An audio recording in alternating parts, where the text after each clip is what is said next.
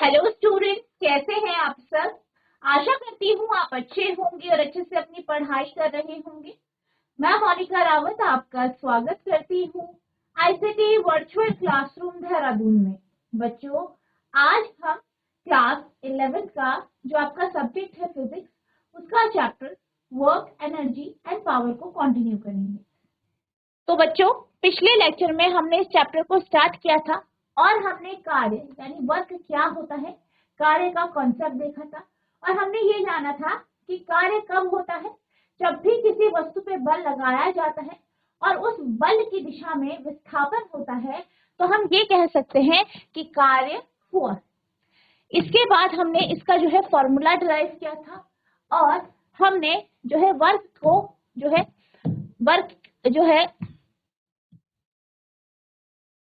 Work का formula derive किया था और देखा था कि किस कंडीशन में आपका वर्क जो है वो एफएस होता है और मैक्सिमम होता है बेसिकली। और हमने रेक्टेंगुलर कंपोनेंट्स भी देखे थे वर्क के, कार्य के क्या होते हैं। इसके बाद हमने वर्क यानी कार्य का जो है डायमेंशनल फॉर्मूला यहाँ पे निकाला था और हम बात कर रहे थे यूनिट्स के बारे में। और हमने ये देखा था कि दो प्रकार की आपकी यहाँ पे यूनिट्स होती हैं, एक एब्सोल्यूट यूनिट होती है, दूसरी ग्रेविटेशनल। एब्सोल्यूट यूनिट हमने डिस्कस की थी, जिसमें सबसे पहले हमने जूल के बारे में बात किया था और ये कहा था कि जूल जो है वो एसआई मात्रक है कार्य का। नेक्स्ट हमने बात की थी अर्थ के बारे में और ये जाना था कि जो आपका अर्थ होता है ये आपका सीजीएस प्रणाली का की जो है मात्रक है, सीजीएस प्रणाली में मात्रक है, ठीक है। और ये बराबर होता है आपके 1/2 सेंटीमीटर। ये हमने डिस्कस कर लिया था।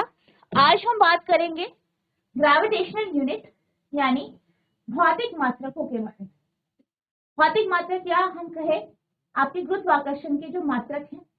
ग्रेविटेशनल यूनिट जो है बेसिकली ये एक प्रकार की प्रैक्टिकल यूनिट होती है, यानी व्यवहारिक तौर पर ये यूनिट कार्य करती है।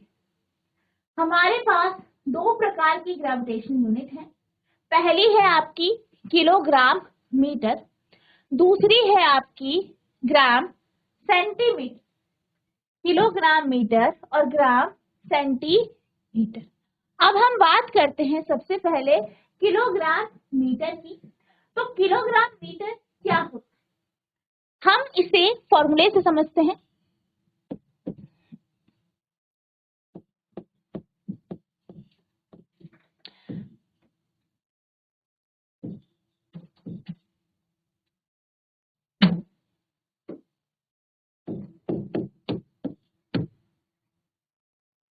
कार्य का फॉर्मूला क्या होता है, वर्क का फॉर्मूला क्या होता है, F.S। यहाँ पर अगर हम फोर्स की बात करें, बल की बात करें, तो बल का फॉर्मूला होता है आपका mg। बेसिकली हम यहाँ पे जिस कार्य की बात कर रहे हैं वो कार्य ग्रेविटेशनल फोर्स के कारण हो, ठीक है। क्योंकि आपकी क्या है, ग्रेविटेशनल यूनिट है, तो ये हम कार्य मान रहे हैं कि गुरुत्वाकर्षण बल के कारण हो रहा है। तो यहाँ पे जो फोर्स होगा वो आपका mg होगा और डिस्टेंस यानी आपका जो फॉर्मूला होगा इस केस में, कार्य का जो फॉर्मूला होगा वो mgs होगा, ठीक है। अब यहाँ पर क्या होता है, यहाँ पर जो हम फॉर्मूला लेते हैं वो आपका क्या है, kg मीटर। आप इसे जो है लिख सकते हैं kgs, किलोग्राम फोर्स भी आप इसे लिख सकते हैं, ठीक है। mgs होता है, तो mgs की अगर हम बात करें तो इसका जो फॉर्मूला था, g का मान होता है 9.8, m आपका होता है kg और s डिस्टेंस है मीटर। तो यानी यहाँ पे जो कार्य होता है, अगर हम एक जो आपका वर्क डन है वो निकाले तो आपका क्या आता है 9.8 किलोग्राम मीटर में, ठीक है। और बेसिकली ये वाला जो कार्य है ये कब लगता है, जब ग्रेविटेशनल फोर्स आपका लगता है, ठीक है। ग्रेविटेशनल फोर्स या गुरुत्वाकर्षण बल जब आपका लगता है। these are also known as practical unit। इन्हें हम जो है व्यवहारिक इकाइयां भी कहते हैं। Kilogram metre kgm, it is the gravitational unit of work in the SI system of unit. ये क्या है, ग्रेविटेशनल यूनिट है कार्य की, ठीक है। और किसमें है, SI में, क्योंकि आप जानते हैं कि एसआई में जो आपका मास होता है, द्रव्यमान होता है, उसका मात्रक केजी होता है और दूरी का मात्रक एम यानी मीटर होता है। Work done is said to be 1 kgm when a force of 1 kgf moves a body through a distance of 1 meter in the direction of applied force। तब कहा जाता है कि कार्य जो है 1 किलोग्राम मीटर हुआ है जब भी किसी भी वस्तु पर 1 kgf का बल लगाया जाता है और इस 1 kgf बल के कारण वस्तु 1 मीटर की दूरी तय करती है, तो हम ये कह सकते हैं कि जो है आपका 1 kgm बल हुआ है। इन्हें कार्य की व्यवहारिक इकाइयों के रूप में जाना जाता है। किलोग्राम मीटर यह इकाइयों की एसआई प्रणाली में कार्य की गुरुत्व इकाई है। किया गया कार्य 1 किलोग्राम मीटर कहा जाता है जब 1 kgf का बल लगाए गए बल की दिशा में 1 मीटर की दूरी से पिंड को जो है गति कराता है।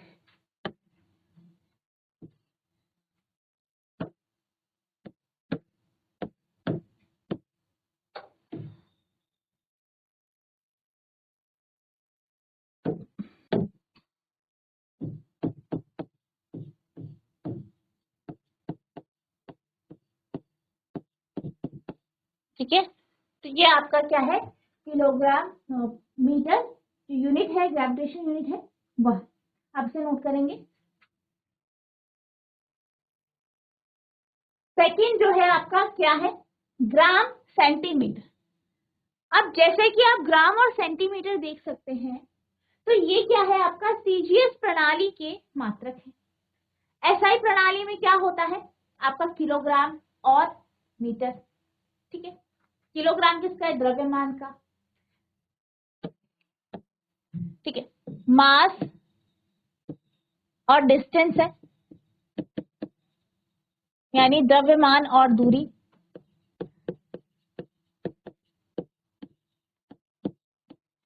अगर हम एसआई की बात करें, एसआई में द्रव्यमान आपका केजी है, दूरी आपकी मीटर में होती है। सीजीएस में ग्राम है और क्या है, सेंटीमीटर। ठीक है, ग्राम और सेंटीमीटर आपकी किस में है, सीजीएस में। तो यहाँ पे क्या कहा गया है, it is the gravitational unit of work in the CGS system of unit.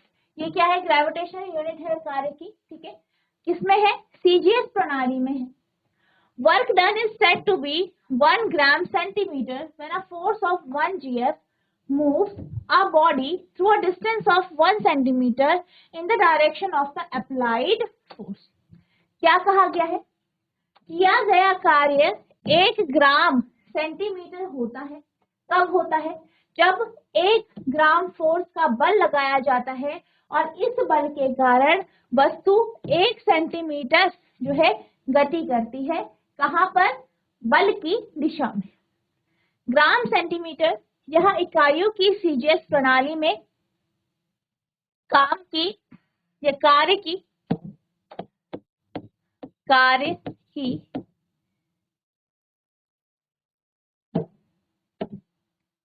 गुरुत्व इकाई है।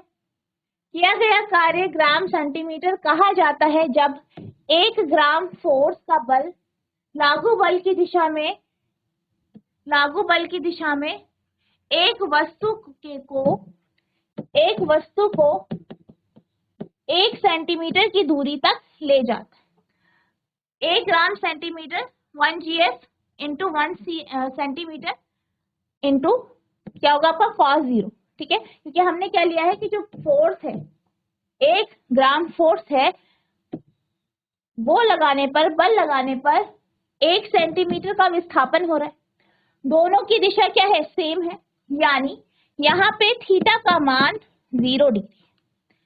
1 ग्राम सेंटीमीटर 980 डाइन गुणा 1 सेंटीमीटर गुणा 1, यानी आप लिख सकते हैं कि जो आपका 1 ग्राम मीटर है, ठीक है, 1 ग्राम सेंटीमीटर है, ये बराबर है आपका 980 अर्ग्स के, ठीक है, कि आप इस तरीके से भी लिख सकते हैं।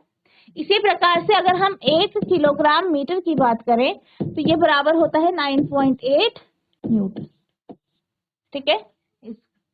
आप इसे नोट करेंगे।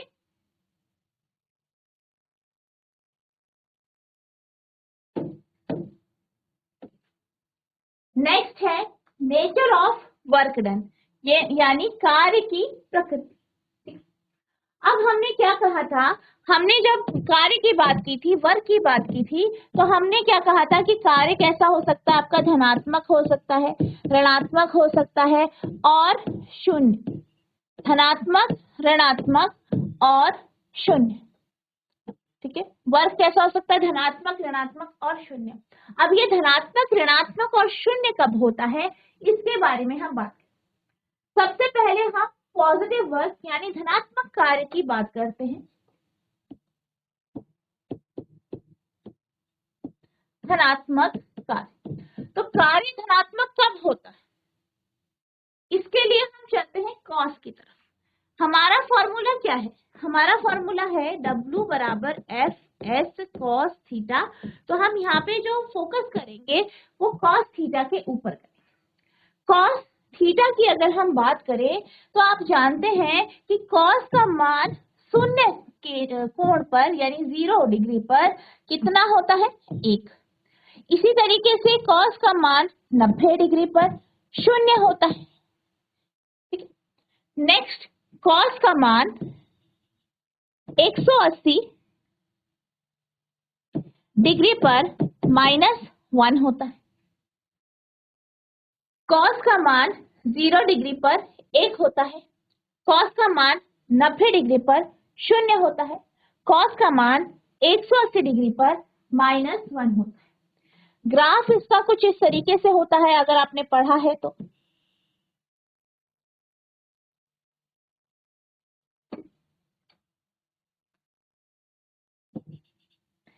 ये आपका 1 है, ये आपका -1 है, ये आपका 0 है, ठीक है। ये हो गया आपका 0 डिग्री, ये है आपका 90 डिग्री, ये है आपका 180 डिग्री। 0 पर 1, ठीक है। π/2 90 डिग्री पर 0, पाई पर -, इस तरीके से आपका फ्लक्चुएट होता है। अब यहाँ पर क्या होता है, आपका जो वैल्यू है कॉस की 0 डिग्री से 90 डिग्री की तरफ जब वैल्यू फ्लक्चुएट होती है तो क्या होता है, आप देख सकते हैं कि जो भी वैल्यू आपकी यहाँ पे आ रही है, जो भी मान आ रहा है वो आपका 0 से 1 के बीच में वेरी करेगा। यानी ये आपका 0.9 हो सकता है, 0.89 हो सकता है, 0.5 हो सकता है, यानी 0 से लेके 1 के बीच में कोई भी वैल्यू हो सकती है। और आप ये जानते हैं, आपने नंबर लाइन में पढ़ा है, क्या पढ़ा है आपने नंबर लाइन में, ये आपकी नंबर लाइन है, ठीक है। मैथ्स में आपने पढ़ा है, ये आपका 0 होता है, 0 के राइट साइड में, ठीक है, दाईं ओर आप पॉजिटिव वैल्यू रखते हो, +1 +2 +3 +4। वही अगर हम इसके बाईं ओर देखें तो क्या होता है, सारे जो वैल्यूज होती है सारी नेगेटिव होती है। अब वैल्यू 1 से 0 के बीच में फ्लक्चुएट कर रही है, ग्राफ में भी देख सकते हैं ये ऊपर वाला क्वाड्रेंट है, तो यहाँ पर y का मान जो होगा वो पॉजिटिव होगा, ठीक है। यहाँ पे वैल्यू फ्लक्चुएट करेगी, y का मान पॉजिटिव होगा। यहाँ पर भी आप देख सकते हैं 0 से 1 के बीच में सारी वैल्यूज की तो कैसी है, पॉजिटिव, चाहे वो 0.1 हो, 2 हो, 0.3 0.4 0.5 0.555 0.9999, ठीक है, सारी वैल्यू कैसी है, पॉजिटिव है। यानी अगर हम बात करें थीटा की वैल्यू जब 0 से 90 के बीच में होती है तो सारी की सारी वैल्यू आपकी कैसी होती है, पॉजिटिव होती है, ठीक है। जैसे कि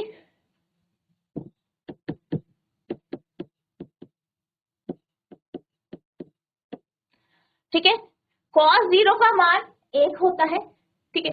cos 30 √3/2, cos 45 1/√2, cos 60 1/2, cos 90 0। तो आप देख सकते हो सारी की सारी वैल्यूज कैसी हैं, पॉजिटिव है, कोई भी वैल्यू आपकी नेगेटिव नहीं है। और क्या होता है यहाँ पर, ये जो आपका रीजन है 0 से 90 का बीच का रीजन, ये हमेशा पॉजिटिव में होता है। ठीक है, नेक्स्ट हम बात करते हैं 90 से 180 डिग्री। 90 से 180 डिग्री में आप देख सकते हैं कि ग्राफ जो है वो आपका फोर्थ क्वाड्रेंट में जा रहा है। ये पहला क्वाड्रेंट है, ये दूसरा है, ये तीसरा है, ये चौथा है। तो चौथे क्वाड्रेंट में आपका ग्राफ जा रहा है। यहाँ पर y की वैल्यू देखी जाए तो y की वैल्यू कैसी है, यहाँ पे नेगेटिव होगी, ऊपर पॉजिटिव होता है, नीचे नेगेटिव होता है। ठीक है, इधर पे पॉजिटिव होता है, इधर पे नेगेटिव होता है, तो यहाँ पे y की वैल्यू नेगेटिव में है, यानी 0 से -1 के बीच में, यानी 90 डिग्री से 180 डिग्री के बीच में, ठीक है, कोण के बीच में क्या होगा, वैल्यू आपकी नेगेटिव में होगी। ये 0.1 -0.1 हो सकती है, -0.3 हो सकती है, 2 हो सकती है, 0.99 हो सकती है। ठीक है, लेकिन सारी वैल्यूज किसमें होंगी, नेगेटिव। ठीक है, नेगेटिव वैल्यूज होंगी। ठीक है, आई होप आपको ये समझ में आया होगा। ठीक है, तो ये आपका इस तरीके से यहाँ पे होता है, यानी यहाँ पे इस वाले रीजन में क्या होता है, वैल्यूज आपकी सारी की सारी नेगेटिव में रहती है। ठीक है, इसको आप और किस तरीके से समझ सकते हैं, जब आप स्टार्टिंग में मैथमेटिकल टूल्स पढ़ते हैं, या अगर हम मैथ्स की बात करें तो मैथ्स में भी आप पढ़ते हैं कि ये आपका पहला क्वाड्रेंट है, ये दूसरा क्वाड्रेंट है, ये तीसरा क्वाड्रेंट है, और ये चौथा क्वाड्रेंट है कार्टेशियन प्लेन का।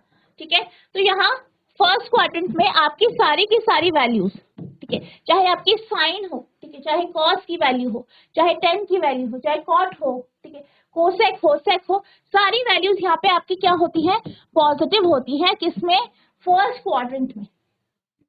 सेकेंड क्वाड्रेंट में आपकी जो साइन की वैल्यू है और जो आपका कॉसेक है, ठीक है, कॉसेक थीटा और साइन थीटा सेकेंड क्वाड्रेंट में आपका पॉजिटिव होता है।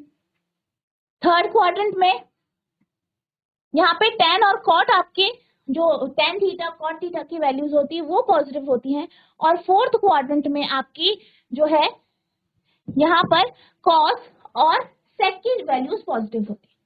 तो यहाँ पे आप इस तरीके से भी समझ सकते हैं कि जो चौथा क्वाड्रेंट है वहां पे वैल्यू सारी नेगेटिव आएंगी, ग्राफ नीचे आ रहा है तो वैल्यू आपकी नेगेटिव आएगी।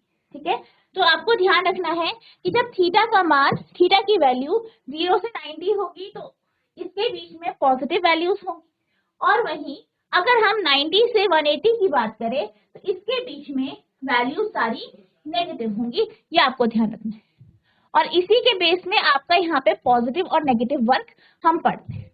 तो पॉजिटिव वर्क कब होता है, पॉजिटिव वर्क तब होता है जब फोर्स यानी बल और विस्थापन के बीच में जो एंगल है, ठीक है, जो एंगल है वो 0 से 90 डिग्री के बीच में हो, तो आपका क्या होगा, वर्क डन पॉजिटिव हो। ठीक है, जैसे कि हमने बात करी कि cos 0 से cos 90 के बीच में सारी वैल्यू पॉजिटिव होती हैं, तो यहाँ पे क्या होगा, fs cos थीटा। ठीक है, मान लीजिए क्या होता है, आपने कार्य किया इधर,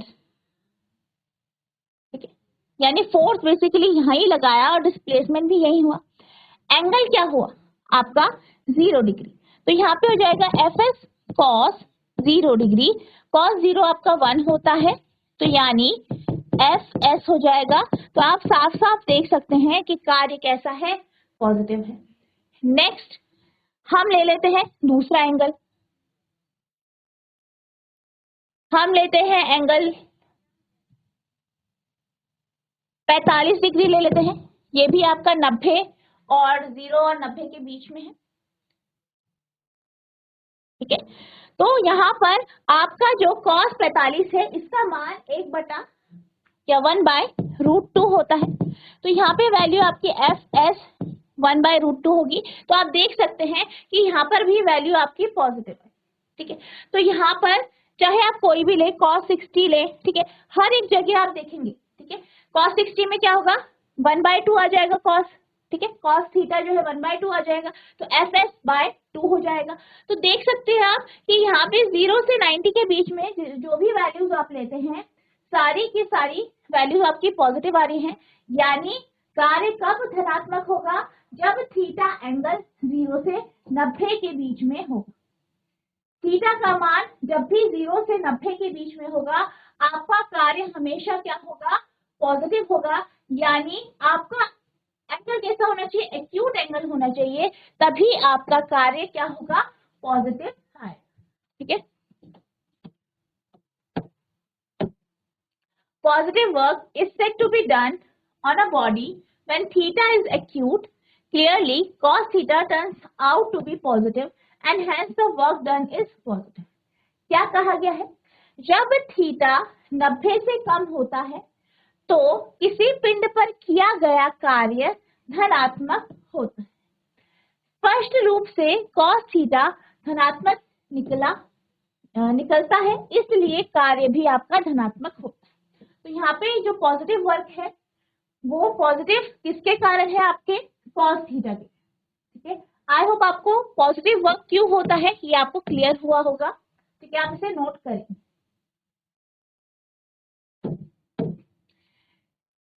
नेक्स्ट है नेगेटिव वर्क यानी ऋणात्मक कार्य।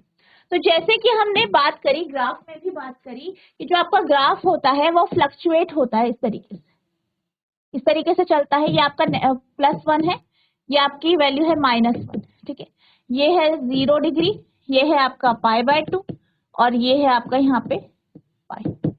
ठीक है, और आप यहाँ देख सकते हैं कि वैल्यू π/2 के बाद सीधे क्या हो रही है, नीचे आ रही है, यानी सारी की सारी वैल्यू 0 से, ठीक है, 0 जो वैल्यू है उससे -1 की ओर फ्लक्चुएट कर रही है। ठीक है, और हमने ये भी कहा है कि जो आपका सेकेंड क्वाड्रेंट होता है वहां साइन और कॉसेक जो है वो पॉजिटिव होता है, इसलिए आपका कॉस की वैल्यू और सेक की वैल्यू यहाँ पे नेगेटिव होती है। तो यहाँ पे इसलिए आपका क्या होगा, नेगेटिव। अब आप देख सकते हैं, अगर एंगल की बात करें 90 के ऊपर 180 के, ठीक है, ये आपका 180 है, ये 90 है, तो 90 और 180 के बीच में हम बात करें। ठीक है, अब यहाँ पे क्या होता है, जब भी आपका एंगल ऑब्ट्यूस होता है, ऑब्ट्यूस एंगल यानी थीटा का मान जो है वो किस किस के बीच में होगा, वो आपका 90 और 180 के बीच में होगा। तो इस केस में क्या होगा, आपका जो कॉस का मान होगा यानी कॉस थीटा जो होगा वो नेगेटिव होगा। ठीक है, कॉस थीटा नेगेटिव होगा। जैसे कि मान लीजिए आप यहाँ पे बल लगा रहे हैं, ठीक है, मान लीजिए आप इधर की ओर बल इधर लगा रहे हैं, पर विस्थापन आपका इधर हो रहा है, दोनों के बीच में एंगल 90 से ज्यादा है, तो यहाँ पे जो कार्य होगा वो नेगेटिव होगा। ठीक है, क्योंकि cos थीटा का मान क्या है, नेगेटिव। तो हम क्या कह सकते हैं, हम कह सकते हैं कि negative work is said to be done on a body when theta is obtuse. Clearly cos theta is negative, work done is negative. जब थीटा का मान 90 से अधिक हो तो किसी पिंड पर ऋणात्मक कार्य किया जाना कहा जाता है।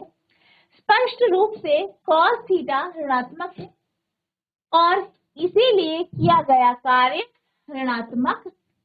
तो कार्य ऋणात्मक कब होता है, जब आपका cos थीटा का मान ऋणात्मक हो। ठीक है, तो इस तरीके से आपका नेगेटिव वर्क होता है। आपको ध्यान रखना है कि थीटा का मान यहाँ पे 90 से 180 के बीच में हो। ठीक है, आप इसे नोट करें।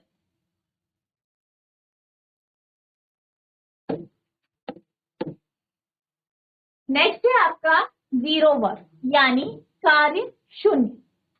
तो शून्य कार्य कब होता है, आपको पता है कि cos थीटा का मान 0 कब होता है, जब थीटा का मान आपका 90 डिग्री होता है, तभी आपका cos थीटा 0 होता है।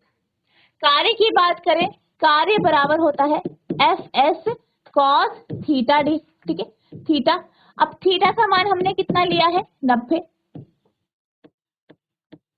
cos 90 0 होता है तो आपका वर्क भी 0 होगा। यानी जब भी जो है बल कुछ इस तरीके से लगाया जाता है कि विस्थापन उससे 90 डिग्री की तरफ होता है, या जो बल है और विस्थापन है इनके बीच में अगर 90 डिग्री का कोण बने, तो इस कंडीशन में कार्य 0 यानी शून्य होता है। ठीक है, तो कार्य शून्य कब होता है? जब थीटा का मान 90 होता है। ठीक है, तो कार्य आपका शून्य होता है क्योंकि cos 90 0 होता है। Zero work is said to be done on a body when force applied on it or the displacement caused or both of them are zero. Here when theta between force and displacement is 90, ठीक है, hence the work done is zero. ठीक है, शून्य कार्य तब कहा जाता है जब किसी पिंड पर बल लगाया जाता है या विस्थापन होता है या दोनों शून्य होते हैं। तो क्या कहा गया है? एक कंडीशन जो हम थीटा के बेस में लेते हैं तो वो ये है। दूसरा क्या है? दूसरा यह है कि एक तो ये है, दूसरा है या तो आपका बल नहीं लगाया गया हो या इस बल के कारण विस्थापन ना हुआ हो, तब भी ऐसा होता है कि कार्य 0, जो कि हमने स्टार्टिंग में पढ़ा था। ठीक है, तो आपको ध्यान रखना है कि एक आपका थीटा एंगल है, जब आपका एंगल क्या है 90 डिग्री है, उस कंडीशन में 0 होगा। दूसरा क्या है? जो बल है, बल नहीं लगाया गया, ठीक है, और उस बल के कारण विस्थापन नहीं होगा, तब भी कार्य 0 होगा। या बल लगाया गया है लेकिन विस्थापन नहीं होगा। जैसे कि मान लीजिए आपके पास एक बहुत भारी अलमारी है, आप उस पर धक्का लगाते, बहुत ज्यादा फोर्स लगाते, बहुत ज्यादा बल लगाते हैं, लेकिन वो अपनी जगह से विस्थापित नहीं हो। तो बल लगाया गया है लेकिन विस्थापन नहीं हुआ, x का मान 0 है, तब भी आपका क्या होगा? कार्य शून्य होगा। यहां जब बल और विस्थापन के बीच कोण 90 है, cos theta equals to cos 90 equals to 0, और इसलिए किया गया कार्य कैसा होता है? शून्य होता है। ठीक है, तो कार्य शून्य कब होगा? जब थीटा का मान 90 होगा या f 0 हो या s 0 हो या दोनों। ठीक है, तो आपको इस बात का ध्यान रखना है, आप इसे नोट करें।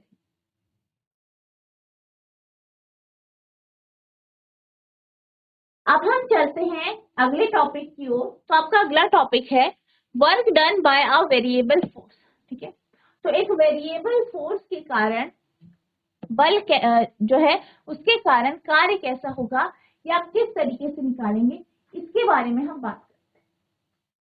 अब इसका मतलब क्या है? यहाँ पे बल तो लगाया गया है, बल के कारण कार्य भी हो रहा है, लेकिन हर एक टाइम में यानी हर एक कुछ टाइम बाद क्या हो रहा है? कार्य जो आपका फोर्स लगाया जा रहा है, बल लगाया जा रहा है, वो अलग अलग अमाउंट में है, और उसके कारण जो विस्थापन हो रहा है वो भी अलग अलग। मान लीजिए 0 टाइम पे मान लीजिए आप जो है 2 न्यूटन का फोर्स लगाते हैं, उसके कारण विस्थापन हो जाता है आपका मान लीजिए 5 मीटर का। फिर आप क्या करते हैं? 3 न्यूटन का लगाते हैं, ठीक है, दूसरे टाइम में। तो मान लीजिए विस्थापन होता है आपका 10 का, फिर आप 1 लगाते हैं तो 2 का, फिर आप जो है 0.5 लगाते हैं तो 0.5 मीटर। तो इस तरीके से क्या हो रहा है? बल आपने अलग अलग अमाउंट में लगाया और विस्थापन भी आपका डिफरेंट डिफरेंट यहाँ पे होगा। तो आपका जो ग्राफ होगा वो कुछ इस तरीके से बनेगा। यहाँ आप x अक्ष पे जो है विस्थापन यानी डिस्प्लेसमेंट लेंगे, ठीक है, वहीं y अक्ष पे आप बल लेंगे। ठीक है, तो आपका जो यहाँ पे ग्राफ आएगा वो कुछ इस कर्व के जैसा आएगा, कर्व आपके पास आएगा। यहाँ पे हम क्या करेंगे? इस जो है ग्राफ को जो है अलग अलग पट्टियों में बांट देंगे। इस तरीके से हमने इसे अलग अलग स्ट्रिप्स में बांट दिया है।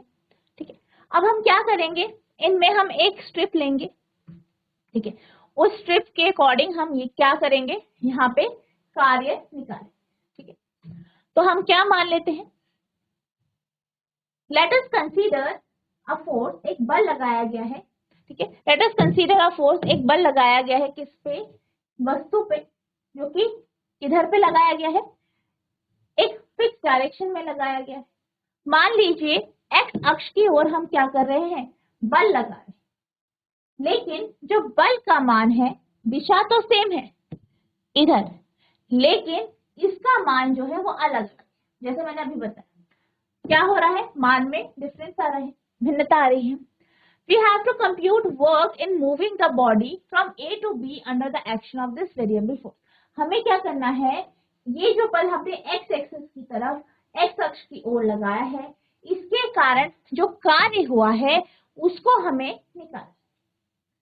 आइए हम एक निश्चित दिशा में कार्य करने वाले बल पर विचार करें। मान ले x अक्ष लेकिन एक चल, ठीक है, मान ले कि x अक्ष की ओर, लेकिन यह क्या है, एक चर परिमाण है।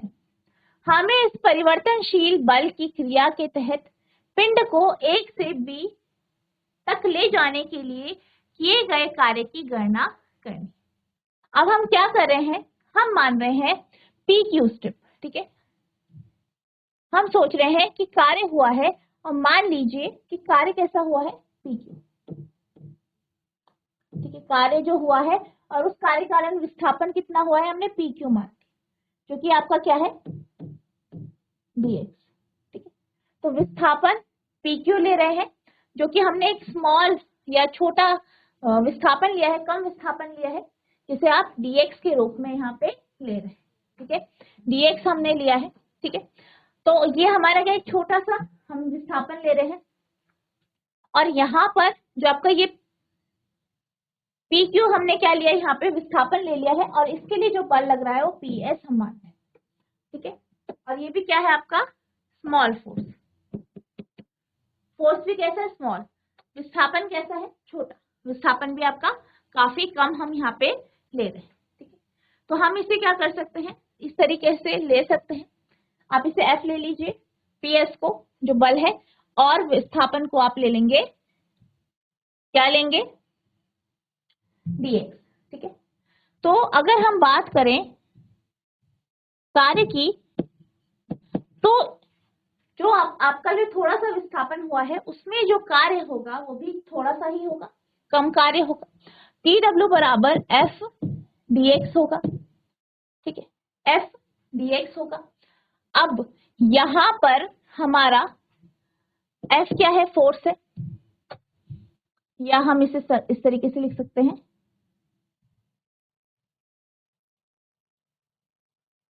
स्मॉल वर्क, तो कितना होगा बल, कितना है बल आपका PS, विस्थापन कितना है आपका PQ, ठीक है, PS इंटू PQ। अब अगर PS और PQ की बात करें तो PS ये है, ये आपके किसको दर्शा रहा है, फोर्स को, बल को, और ये क्या है आपका डिस्प्लेसमेंट यानी विस्थापन। तो ये बेसिकली ये जो स्ट्रिप है इसके एरिया को दर्शा रहा है, इसके क्षेत्रफल को दर्शा रहा है। तो ये आपका किसके बराबर होगा, एरिया ऑफ स्ट्रिप, ठीक है, एरिया ऑफ स्ट्रिप, ठीक है। तो आपकी स्ट्रिप है जिसे हम ले लेते हैं PQRS, तो हम इसे मान लेते हैं PQRS, ये स्ट्रिप, ठीक है। तो यहाँ का जो है एरिया कितना है, एरिया ऑफ स्ट्रिप PQRS। अब अगर हम टोटल वर्क की बात करें, ठीक है, टोटल वर्क की बात करें तो टोटल वर्क क्या होगा, समेशन होगा DW का, ठीक है, समेशन कर देंगे DW का, ठीक है। अब यहाँ पे हमने समेशन किया DW का, तो DW का फॉर्मूला यहाँ पे क्या आएगा आपका, ये जो स्मॉल वर्क है इसकी जगह अगर हम वर्क बात करें, DW जो है, PS क्या है F, PQ क्या बोला हमने dx, तो यहाँ पे आप लिख सकते हैं F dx। कार्य को आप इस तरीके से यहाँ पे लिख सकते हैं, ठीक है। तो यहाँ पे आपके पास कार्य या वर्क आ जाएगा ये, जब आप क्या रखेंगे, DW की वैल्यू ये रखते हैं, ठीक है।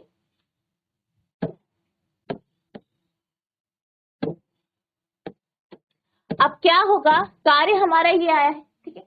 अब हम क्या कर रहे हैं, हम यहाँ पे लिमिट लगा देंगे, ठीक है, लिमिट लगा देंगे।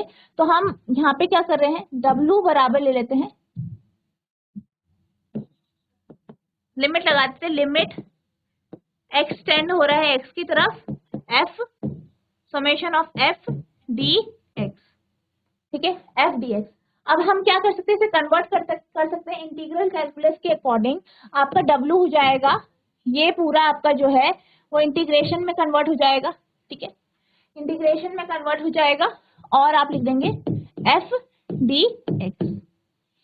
W बराबर हो जाएगा F, ठीक है, F बाहर आ जाएगा dx, एफ डी एक्स क्या हो गया आपका F D X, P Q R S का area, P Q R S का area, area of strip P Q are.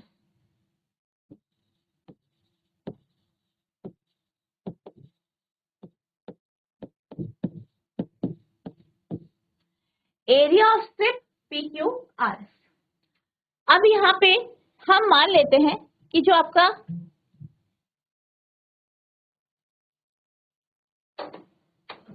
x है, ये आपका x है, ठीक है, x1 या x है,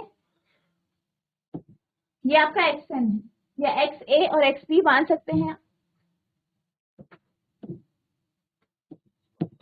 ठीक है। तो हम इंटीग्रेशन कर लेंगे, इंटीग्रेशन में लिमिट्स ले लेंगे, ठीक है। तो हम यहाँ पे xa और xb ले लेते हैं, इसमें आप इंटीग्रेशन कर देंगे। तो आप जब इसका इंटीग्रेशन करेंगे तो क्या आ जाएगा, f आपका xa टू xb dx, और xa xb हम ले लेते हैं, ये पूरा का पूरा आपका क्या है, टोटल x है, ठीक है। तो हम यहाँ पे ले लेते हैं x, तो ये हो जाएगा w equals to F X, और ये क्या है आपका एरिया ऑफ, आप क्या मान रहे हैं इसका एरिया ऑफ ए, ये ए एक्स ए एक्स बी बी, या area under the graph.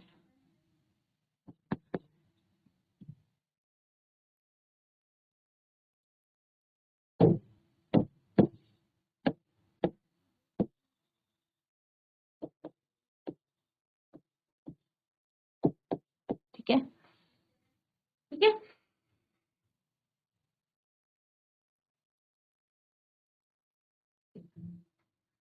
The displacement P Q D x is infinitely small. हमने क्या किया, पी क्यू को हमने यानी डी एक्स को बहुत छोटा लिया है।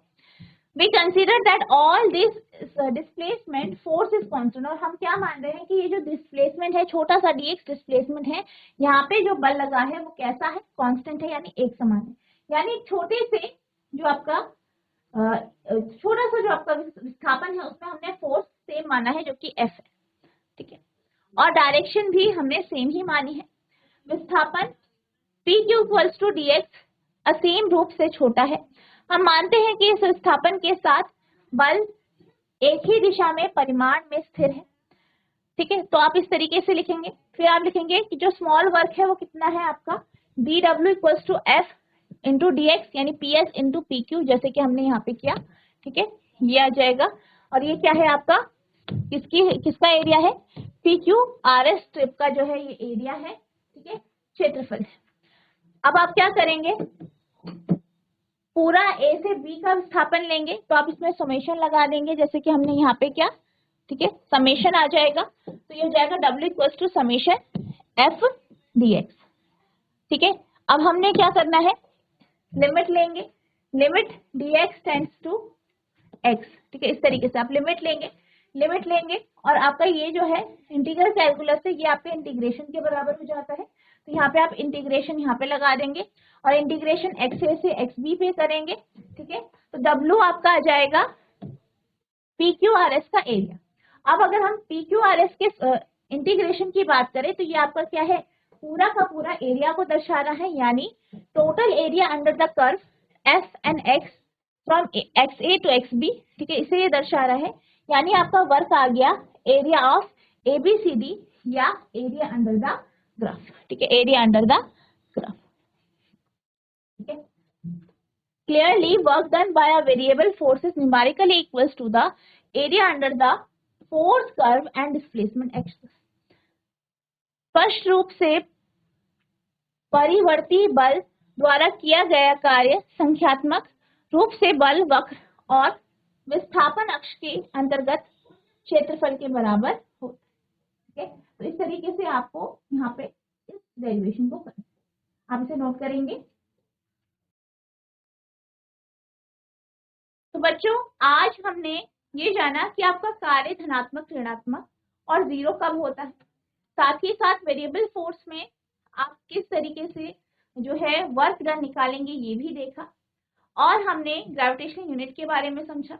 आई होप आपको ये सारे टॉपिक अच्छे से समझ में आए होंगे, आपने इन्हें नोट भी किया होगा। नेक्स्ट लेक्चर में हम आगे के टॉपिक्स को कंटिन्यू करेंगे, आपको इन्हें रिवाइज करना है, ठीक है। और अगर आपको कोई भी डाउट होगा तो आप पूछ सकते हैं। तो बच्चों आज के लिए बस इतना ही, मिलते हैं अब नेक्स्ट सेशन में, तब तक के लिए thank you and have a nice day.